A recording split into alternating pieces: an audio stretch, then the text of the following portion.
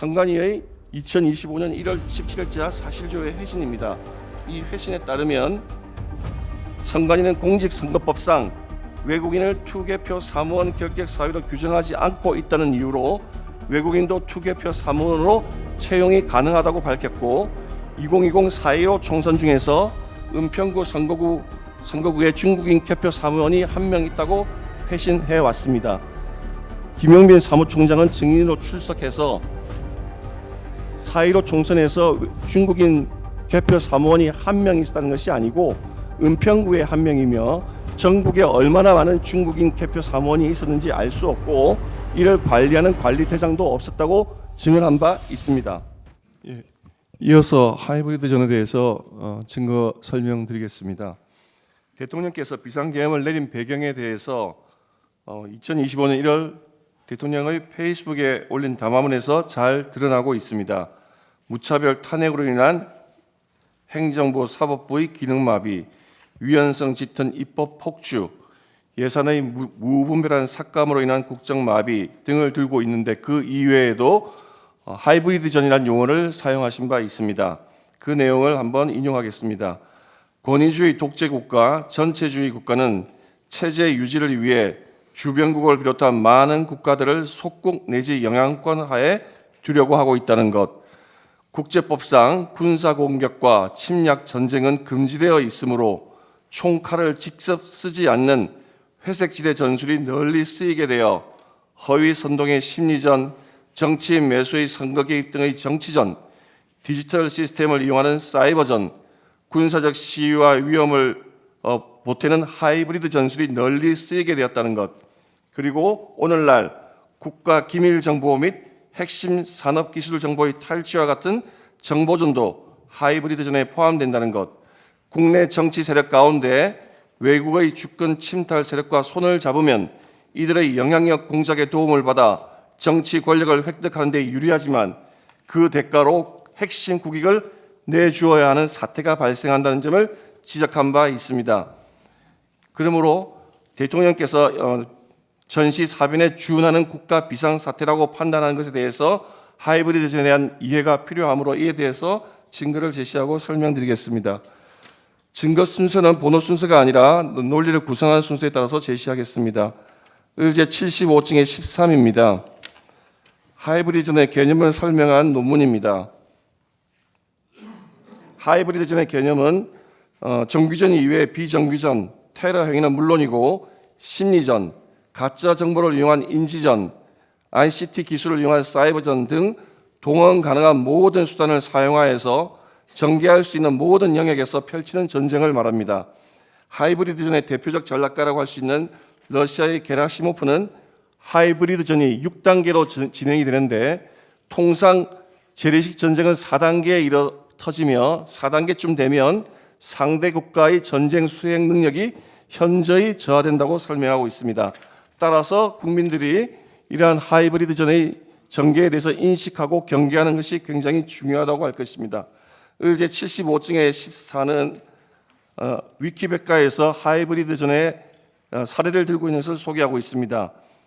중국 정부의 후원을 받는 해커들이 세계 각국을 상대로 벌이는 해킹, 러시아 우크라이나 전쟁, 한국의 사드 배치에 대한 중국의 경제적 제재, 북한의 오물 풍선 등을 그 사례로 들고 있습니다. 지금 전 세계에서 가장 정치적 영향력 공작을 활발하게 펼치고 있는 것이 중국이므로, 또 우리나라에 큰 영향을 미치고 있으므로 그에 대해서 보겠습니다. 의제 75증의 8부터 12는 캐나다에 대해서 중국이 펼친 공작에 대한 것입니다. 75증의 8입니다. 캐나다의 글로브 앤 메일이 중국이 2021년 캐나다 총선에서 집권당인 자유당의 승리를 위해 다양한 방법으로 지원했다고 하자 중국 외교부장이 완전히 거짓말이라면서 발뺌을 했습니다. 75증의 9입니다. 얼마 지나지 않아 트루도 총리가 특별 보고관을 임명하여서 중국의 선거 개입에 대해서 착수했음이 보도되었습니다. 그로부터 2달 후에 국제인권단체인 세이프가드 디펜던스가 중국이 2019년 및 2021년 캐나다 총선에서 최소 11명 이상의 자유당 후보에 대해서 불법 자금 지원, 상대 후보에 대한 흑색 선전 유포 등으로 선거에 개입했다고 보도했습니다. 75호증의 11입니다. 1년쯤 지나서 캐나다 보안정보국이 조사 결과 중국이 2019년 및 2021년 캐나다 총선에 은밀하고 기만적으로 개입했다고 공식 조사 결과를 발표했습니다. 75호증의 12입니다. 중앙선대위 기사인데 그 후에 분석을 해보니 중국이 반중 정치인 낙선을 위해서 평론가와 언론을 동원해서 대중관계가 악화되면 경제에 치명적이며 대만을 지지하면 중국과 전쟁에 휘말릴 수 있다는 견해를 널리 퍼뜨려서 경제 안보 불안 심리를 조장하는 전형적인 심리전 여론전을 펼쳤다고 보도하였습니다. 75호증의 15와 16은 스웨덴의 국립 차이나 센터가 2024년 6월 7일 날 발표한 보고서입니다. 역시 중국이 대만의 모든 선거에 개입해왔고 대만의 경우에는 무력 시위까지 동원했으며 그 이외에 캐나다, 한국, 캄보디아, 인도네시아 등의 선거에 개입했다는 보고서를 발표했습니다. 중국의 정치적 영향력 공작의 대표적인 사례로 또 들고 있는 것이 호주입니다. 을제 199호증의 1입니다.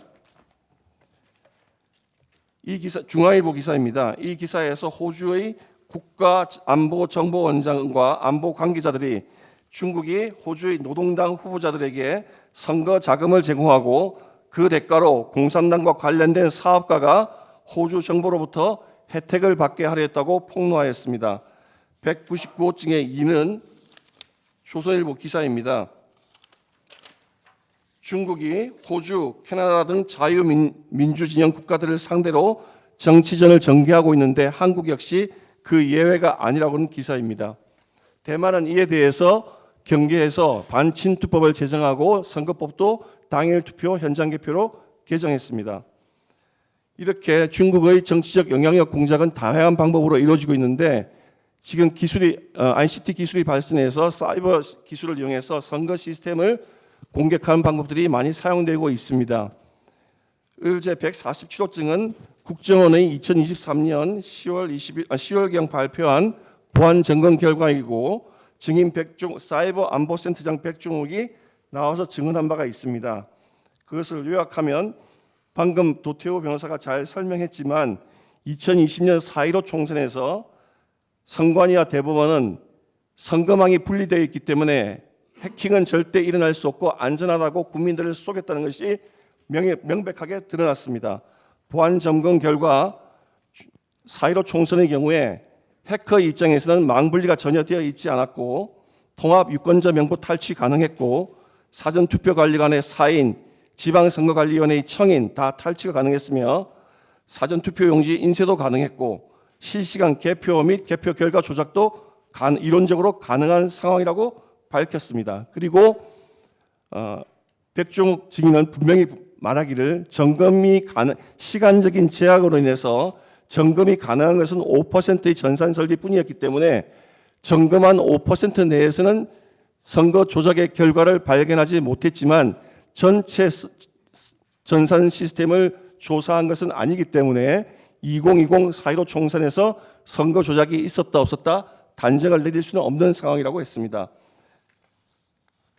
을제 151호증입니다.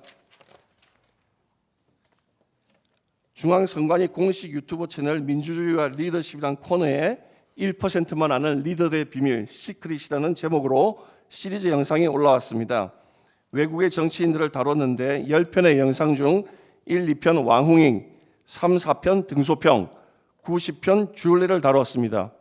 대한민국의 자유민주국가인 대한민국에서 자유로운 선거제도와 민주주의를 용납하지 않는 중국 공산당 정치인들을 다루는 것이 상식적으로 도저히 납득할 수 없습니다. 선관위 내에 친중 분위기가 어느 정도에 이르렀는지를 명백히 알 수가 있습니다. 을제 122호증입니다. 선관위의 2025년 1월 17일자 사실조회 회신입니다. 이 회신에 따르면 선관위는 공직선거법상 외국인을 투개표 사무원 결격 사유로 규정하지 않고 있다는 이유로 외국인도 투개표 사무원으로 채용이 가능하다고 밝혔고 2020 4.15 총선 중에서 은평구 선거구에 중국인 개표 사무원이 한 명 있다고 회신해 왔습니다. 김용민 사무총장은 증인으로 출석해서 4.15 총선에서 중국인 개표 사무원이 한 명 있었다는 것이 아니고 은평구에 한 명이며 전국에 얼마나 많은 중국인 개표 사무원이 있었는지 알 수 없고 이를 관리하는 관리대장도 없었다고 증언한 바 있습니다. 이런 정도의 환경이 마련되어 있으면 중국의 정치적 영향력 공작을 어떻게 하리라고 하는 것은 여러분의 상상에 맡깁니다. 그러면 이런 사이버 공격이 있을 때 다른 나라는 어떻게 했는지에 관해서 사례를 보겠습니다. 198호증의 1, 2입니다. 루마니아 헌법재판소는 작년 말에 대통령 선거 1차 투표 과정에서 선거관리위원회의 선거 웹사이트와 IT 시스템에 대한 대규모 공격이 있었음을 이유로 대통령 1차 투표 결과를 무효로 선언했습니다. 루마니아의 헌법재판소와 방금 우리 도태호 변호사가 설명한 우리나라 대법원의 선거 소송에 대한 판결 태도가 어떤 것이 국민 주권을 보호하는 것인지 이 방청석에 있는 기자 여러분들께서 익히 잘 판단할 수 있으리라 믿습니다. 중국은 해킹 기술을 이용해서 대규모로 정치인들을 해킹하고 있습니다. 제 198의 3부터 5를 보시면 그냥 한꺼번에 제시하도록 하겠습니다. 영국과 미국은 2024년 4월에 중국 정부와 연계된 해커 집단이 양국의 국회의원, 학자, 언론인, 민주주의 활동가, 주요 기업 등 수백만 원에 대해서 사이버 해킹을 했다고 발표했고 중국 안전부 산하 ATP 단체에서는 해킹 그룹이 미국, 영국, 뉴질랜드 관료들 정치인 이메일을 다 해킹했다고 발표했으며 KBS에서도 중국 정부와 연계된 해커 그룹 솔트 타이푼이 미국 정치인들의 이메일을 해킹했다고 발표했습니다. 198의 6호증입니다. 이렇게 중국의 노골적인 선거 개입에 대해서 2023년 11월 바이든이 시진핑을 만난 정상회담에서 대만의 선거 절차를 존중하라고 경고를 한 다음 중국에서 방식을 다소 다른 방식을 채택하고 그 방식의 비중을 높입니다. 전면적 개입 방식에서 이른바 분산식 개입 방식으로 바꿉니다. 인민해방군 산하 사이버 부대 311 기지에서 친중 매체나 SNS를 통해서 여론 조작하는 방식으로 방법을 바꾸게 됩니다. 이런 방침을 지휘한 자가 방금 저희가 보여드렸던 그 사진에서 봤던 왕홍인이라는 분입니다. 한국의 중앙선거관리위원회가 이렇게 중국의 대외 정치적 영향력 공작전을 지휘하는 분을 민주주의와 선거라는 그 사이트, 그 채널에 왜 소개하는 것인지 저희를 알 수가 없습니다. 그러면 한국을 상대로, 우리나라를 상대로 해서는 어떻게 분상식 방식에 의해서 개입해 왔는지에 관해서 보겠습니다. 제 175증이 국정원의 사실조회 회신인데 이 회신이 중국이 어떻게 인터넷 여론 조작을 해왔는지 거기에 관한 회신을 보내왔고 그 일부 내용이 198호증의 7, 8로 보도가 된 것이 있습니다. 이 내용을 요약하면 중국은 홍보업체 하이마이, 하이순 등으로 하여금 한국 내에 위장 언론사를 세웁니다. 서울프레스, 부산 온라인 같은 1차로 발견된 38개의 불법 웹사이트를 구축을 하고 중국 내에 있는 정체불명의 조직으로 하여금 친중, 반미, 한국 내 갈등 조장할 수 있는 콘텐츠를 생산해서 그 위장 사이트에 게시를 합니다.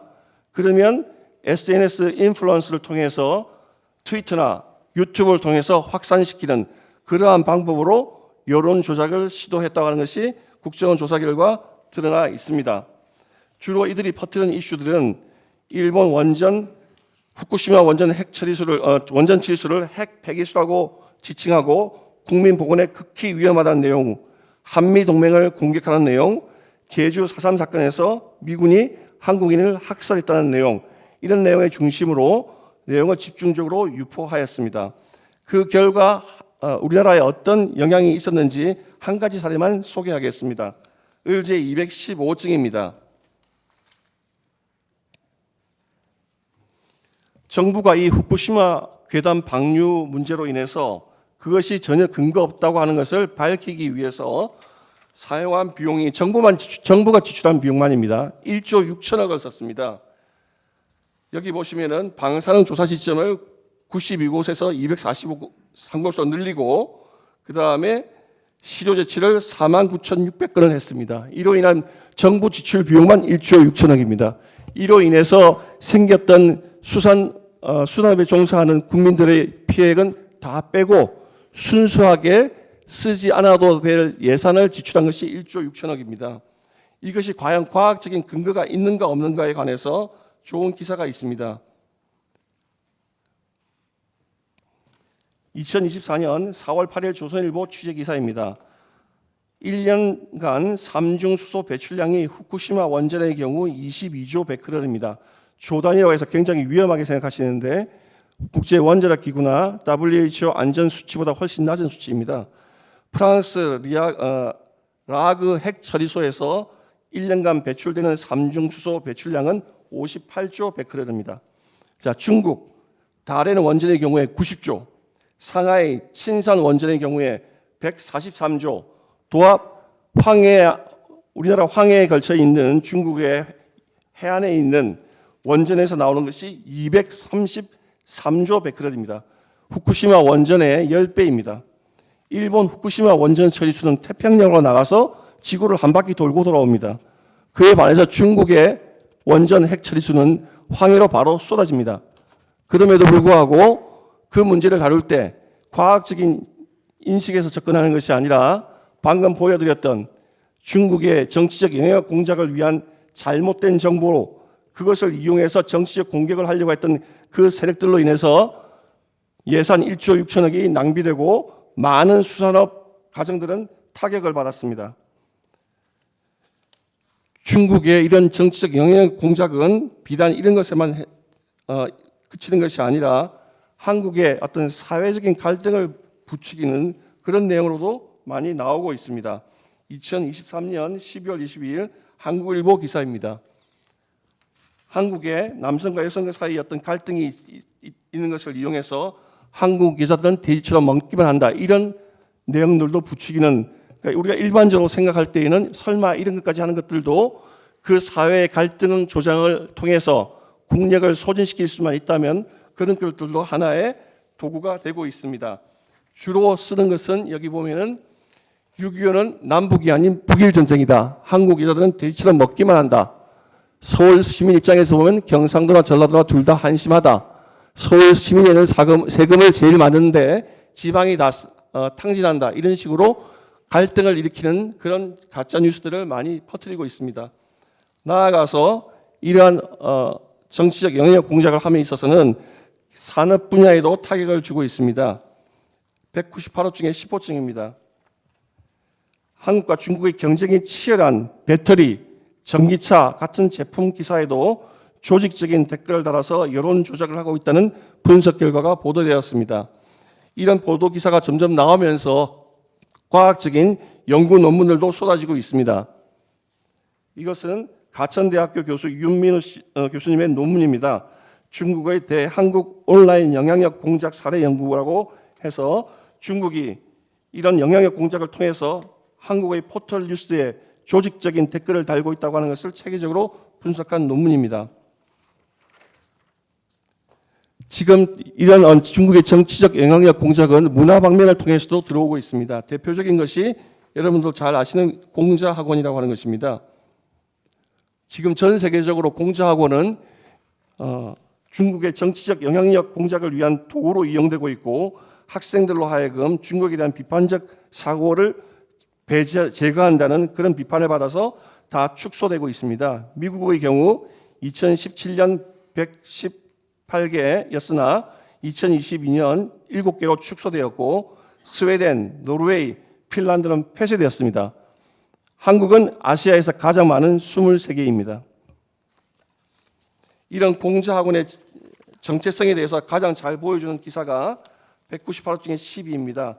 2023년 3월 14일 조선일보 기사인데 이 최고 책임자가 중국 공산당 통일전선 공작부 부장, 한국어로 말하면 장관을 지냈던 류엔동과 순춘란 두 사람입니다. 이 두 사람은 중국 공산당 정치국원 국무원 부총리를 지낸 고위 정치인입니다. 중국어 교육과는 하등 관계가 없는 분들입니다. 이런 분들이 중국 공자학원의 책임자로 있다는 것은 공자학원이 어떤 용도를 위하여 사용되고 있다는 것을 잘 보여준다고 할 것입니다.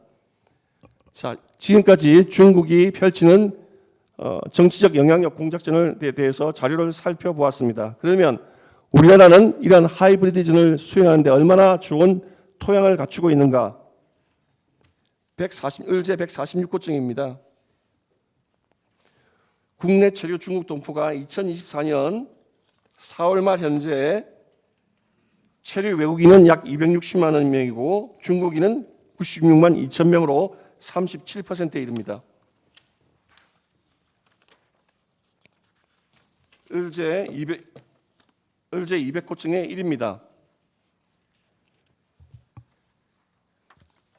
2019년 7월 민주당 민주연구원이 중국 공산당 중앙당교와 교류 협력 추진 계약을 체결하였습니다. 민주연구원장은 이 협약식 체결 직후 중국 최대 IT 업체인 텐센트를 방문하였습니다. 지난 신원식 실장 증인신문 과정에서 밝혔지만 미국은 2025년 1월 이 텐센트 기업을 중국 인민해방군과 직접 연결된 기업으로 위험한 기업으로 낙인을 찍은 바 있습니다. 200호증의 2입니다. 2017년 12월 문재인 대통령이 방중했을 때 중국은 대국, 높은 산봉우리, 한국은 작은 나라, 중국몽이 아시아 모두 그리고 나아가 전 인류의 꾸미기를 되기를 한다면서 친중 노선을 표명한 바 있습니다. 을제 200호증의 3입니다.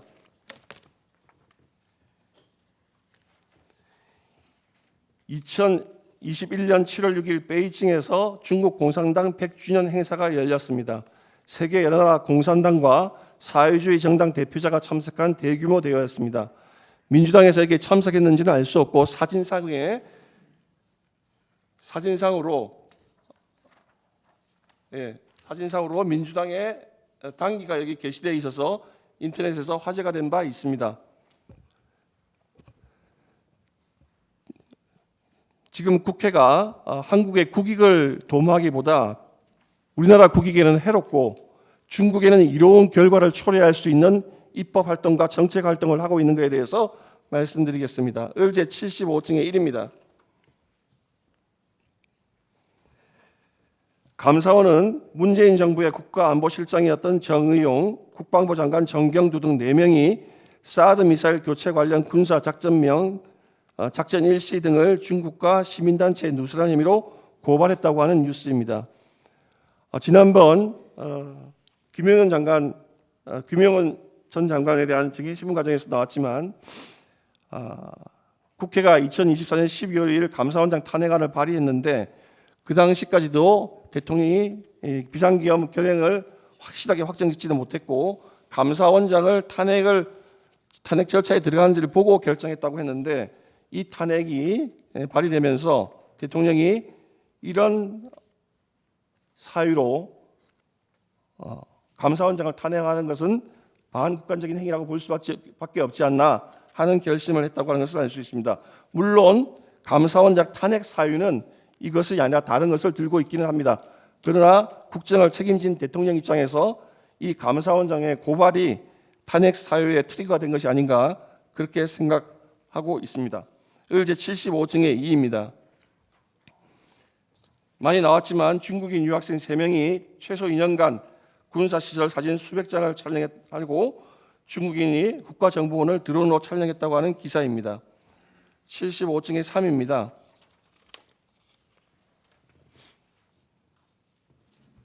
군무원이 정보사 소속 블랙 요원 명단을 중국에 유출했다고 하는 보도가 나왔습니다. 75호증의 4입니다.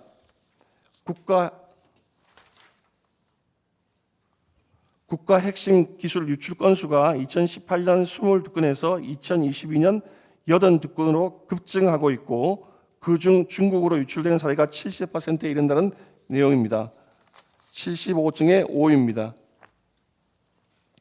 그럼에도 불구하고 한국 정보기관들이 국내에서 암약하는 중국 요원들을 간첩죄로 추적, 체포할 수 없다는 것에 대해서 외국의 외신 기자는 도저히 이해할 수 없는 현실이라고 비판하고 있다는 기사입니다. 을제 201호증의 1입니다. 예, 이 부분 여기 잠깐 위로.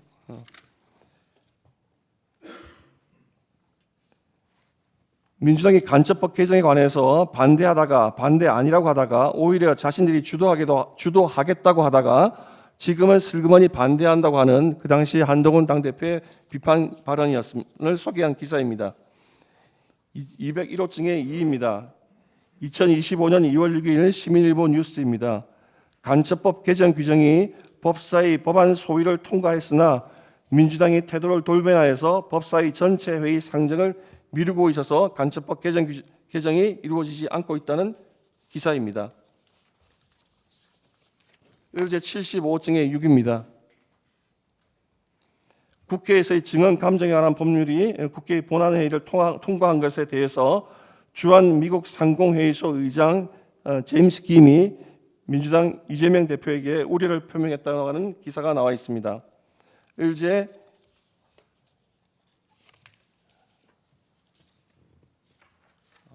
202호증의 1은 그 법안의 문제점에 대해서 소개한 표입니다. 개인정보, 민감정보, 기업의 영업비밀정보도 제출하도록 하고 거부 또는 폐기 시 형사처벌 규정을 두고 있어서 기업비밀, 핵심 기술이 중국으로 유출될 통로로 악용될 수 있다고 하는 분석입니다. 을제 202호증의 2입니다. 위 개정안이 시행이 되면 개인의 정보, 기업의 기업 비밀들이 해외로 유출될 수 있고 최근 5년간 111건의 산업 기술이 유출되었고 그중에 36건은 국가 핵심 기술이고 피해액은 무려 23조 원에 이른다는 기사입니다. 을제 75호증의 7입니다. 무기 수출을 받을 때 국회 동의를 받으라고 하는 방위산업법 개정안에 관한 이야기입니다. 이것이 법률로 시행이 되면 방산 수출은 지연되고 기밀이 유출되면서 우리나라 방위산업이 위축될 위험이 있다고 하는 입법 기사입니다. 예, 결론적으로 우리나라는 지정학적으로 매우 예민한 위치에 자리 잡고 있습니다. 하이브리드전, 특히 정치적 영향력 확보 공작을 가장 치열히 전개하는 중국과 인접하여 있습니다. 중국이 세계 각국을 상대로 정치적 영향력 확보를 위한 작전을 전개하는 것을 보면 한국에 대해서 활발히 그러한 활동을 하려고 하는 것은 능히 예상할 수 있습니다. 물론 중국과 설린 관계로서 경제적 우호관계, 교류관계를 맺어야 하는 것은 맞지만 우리나라의 자유민주체제를 위협하거나 주권을 침탈하거나 하는 것에 대해서는 항상 경각심을 가져야 합니다. 중앙선거관리위원회는 분명히 2020년 4.15 총선에서 국민들에게 거짓말을 했습니다. 선거망이 분리되어 있기 때문에 해킹은 전혀 일어날 수 없다고 장담을 했습니다. 그 장담을 믿고 대법원도 판결을 했습니다. 2023년 국정원 보안 점검 결과 선거관리위원회의 그 장담은 새빨간 거짓말이라는 것이 다 드러났습니다. 해커가 마음껏 주무를 수 있다는 것이 드러났습니다. 뿐만 아니라 선관위가 친중국 성향을 드러내서 홈페이지에 자유민주주의와 전혀 관계없는 자유민주주의 체제에서의 선거하고는 전혀 어울리지 않는 선거 공작, 정치 공작의 책임자인 왕후닝을 홍보하는 영상을 올리고 중국인 등 외국인을 투개표 사무원으로 종사할 수 있게 한 상태에서 선거가 온전히 치러질 수 있다고 하는 것은 그것은 연목구어라 하지 않을 수 없습니다. 그 결과 드러난 것이 도태호 변호사가 방금 밝힌 수많은 이상한 투표지와 기이한 현상들입니다. 뿐만 아니라 지금 현재 방금 보았지만 지금 우리나라 국회가 하는 입법 활동들이 중국인들의 스파이 활동을 처벌하는 간첩법 개정을 미루고 있고 오히려 중국으로의 핵심 기술, 국가 핵심 기술의 정보가 유출될 수 있는 그러한 법안들을 만들려고 하고 있으며 사드 배치에 관한 정보를 유출한 것을 문제 삼는 감사원장을 탄핵하고 있습니다.